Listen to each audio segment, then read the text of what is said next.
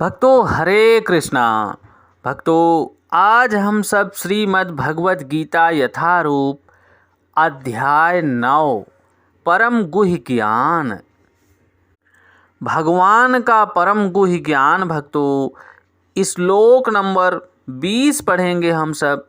उससे पहले हम सब भगवान की मंगलाचरण स्तुति करेंगे। ओम अज्ञानतिमिरन्धस्य ज्ञानांजनशलाकया चक्षुर्मिलितं येन तस्मै श्रीगुरुवे नमः। श्रीचैतन्यमनोभीष्टं स्थापितं येन भूतले स्वयं रूपः कदा मह्यं ददाति स्वपदान्तिकम्। वन्देऽहं श्रीगुरुः श्रीयुतपदकमलं श्रीगुरून् वैष्णवश्च श्रीरूपं सागरजातं सहगण रघुनाथमन्वितं तं सजीवं साद्वैतं सावधूतं परिजनसहितं कृष्णचैतन्यदेवं श्रीराधाकृष्णपादान् सहगण ललिता श्रीविशाखान्वितांश्च। हे कृष्ण करुणा सिंधु दीनबंधु जगतपते गोपेश गोपिका कांत राधा कांत नमोस्तुते। तप्त कांचन गौरांगी राधा वृंदावनेश्वरी वृषभान सुते देवी प्रणममि हरिप्रिये। वाञ्छाकल्पतरुभ्यश्च कृपा सिन्धुभ्येव एव च पतितानां पावनेभ्यो वैष्णवेभ्यो नमो नमः। जय श्री कृष्ण चैतन्य प्रभु नित्यानंद श्री अद्वैत गदाधर श्री वैशादि गौर भक्त वृंद। नमः ओम विष्णुपादाय कृष्ण पृष्ठाय भूतले श्रीमते भक्ति वेदांत स्वामिने इति नामिने। नमस्ते सारस्वती देवी गौरवाणी प्रचारिणे निर्विशेष शून्यवादी पाश्चात देश तारिणे। नमो महावंदाय कृष्ण प्रेम प्रदायते कृष्ण कृष्णाय चैतन्य नामने गौर ताविषे नमः। नमो ब्रह्मांडाय दावाय गौ ब्राह्मणाय हिताय च। हरे कृष्णा कृष्ण कृष्णा हरे हरे हरे रामा राम रामा हरे हरे। हरे कृष्णा कृष्ण कृष्णा हरे हरे हरे रामा राम रामा हरे हरे। भक्तों भगवान इस श्लोक में बोल रहे हैं, कृपया आप सब ध्यान देना भक्तों। त्रैविद्याः माम सोमपाः पूत पापाः यज्ञे इष्टा स्वागतिं प्रार्थनेयन्ते पुण्यम असाध्य शूर इंद्र लोकम अश्रंति दिव्यम भोगान। भक्तों एक बार मैं दोबारा पढ़ रहा हूँ, कृपया आप सब ध्यान देना भक्तों।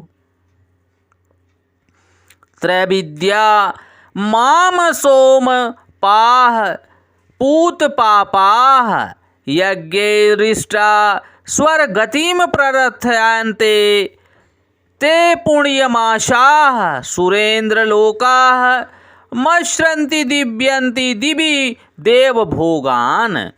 भक्तों यहाँ भगवान स्पष्ट कर रहे हैं, जो वेदों का अध्ययन करते तथा सोम रस का पान करते हैं वे स्वर्ग की प्राप्ति गवेषणा करते हुए अप्रत्यक्ष रूप से मेरी पूजा करते हैं।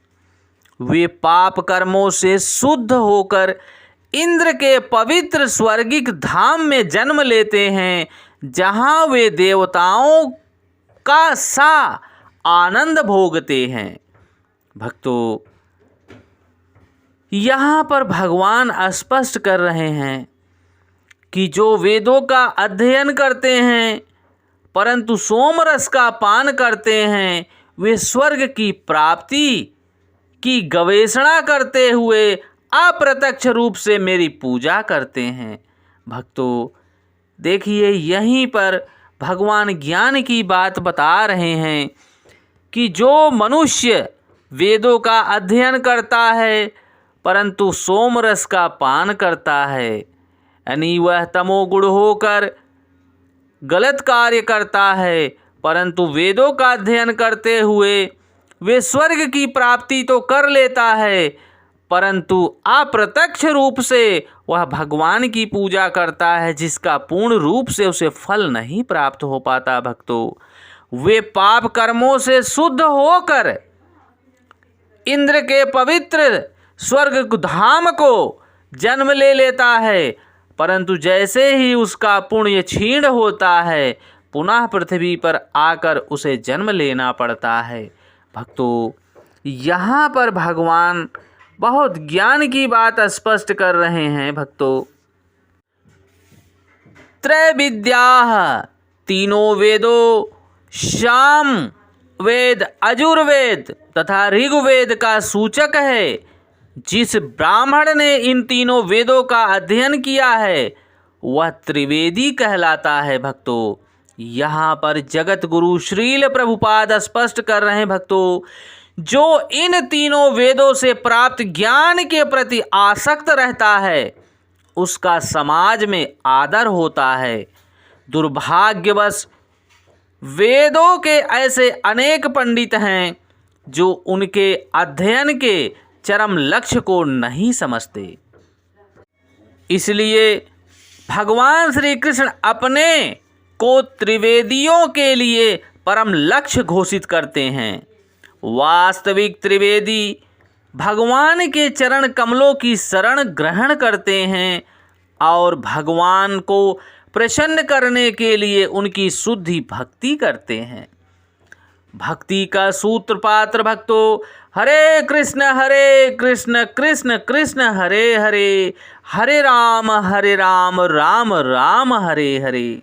भक्तों, इस भगवान के महामंत्र का कीर्तन तथा साथ साथ भगवान श्री कृष्ण को वास्तव में समझने के प्रयास से होता है।